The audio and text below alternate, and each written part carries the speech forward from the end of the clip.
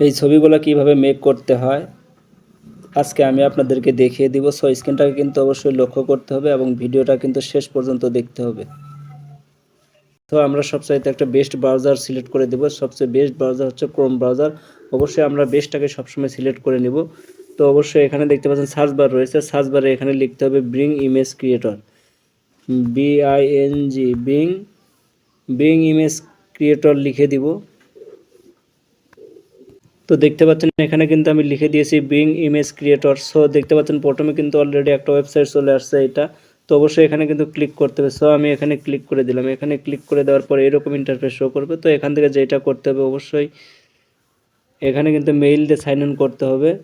তো এখানে দেখতে পাচ্ছেন জয়েন ক্রিয়েট। সো অবশ্যই এখানে ক্লিক করতে হবে। সো আমি এখানে ক্লিক করে দিলাম, এখানে ক্লিক করে দিলাম। এখানে ক্লিক করে দেওয়ার পর দেখতে পাচ্ছেন মেইল দিয়ে এটা কিন্তু সাইন ইন করতে হবে। সো আমি এটা সাইন ইন করে নিব। তো দেখতে পাচ্ছেন এখানে কিন্তু অলরেডি লেখা রয়েছে মেইল অথবা ফোন নাম্বার এখানে। সো অবশ্যই এখান থেকে কিন্তু অ্যাকাউন্ট তৈরি করতে হবে। সো আমি মেইল দিয়ে এটা আমি লগ ইন করে নিব। তো দেখতে পাচ্ছেন অলরেডি কিন্তু আমি আমার মেইল দিয়েছি। অবশ্যই নেক্সট এখানে ক্লিক করতে হবে। সো নেক্সটে ক্লিক করলাম। নেক্সটে ক্লিক করার পর অবশ্যই কিন্তু এখানে যে ভেরিফাই যে কোডটা সেটা কিন্তু অবশ্যই কোডটা কিন্তু এখানে দেখতে পাচ্ছেন কোডটা কিন্তু দিয়ে দিতে হবে। সো আমি অবশ্যই এখানে কোডটা দিয়ে দিব। তো আমি এখন চলে যাব আমার মেইলে। তো দেখতে পাচ্ছেন আমি আমার কিন্তু মেইলের কোডটা কিন্তু নিয়ে নিয়েছি। অবশ্যই কিন্তু মেইলের কোডটা কিন্তু এখানে বসিয়ে দিব।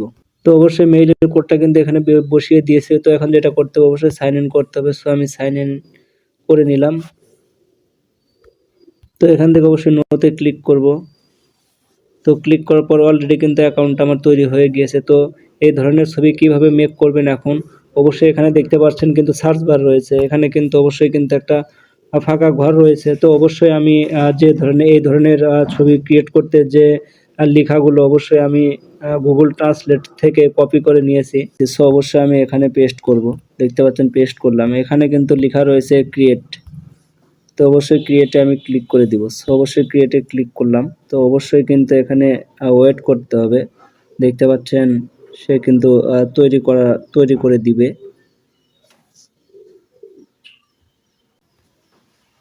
তো দেখতে পাচ্ছেন সে কিন্তু আমাকে অনেকগুলা ছবি কিন্তু তৈরি করে দিয়েছে। তো আপনাদের যেটা করতে হবে এখন অবশ্যই ফটোটার উপরে ক্লিক করতে হবে। সো আমি ফটোটার উপরে ক্লিক করলাম। দেখতে পাচ্ছেন যে ফটোটার উপরে কিন্তু আমি অলরেডি ক্লিক করে দিয়েছি।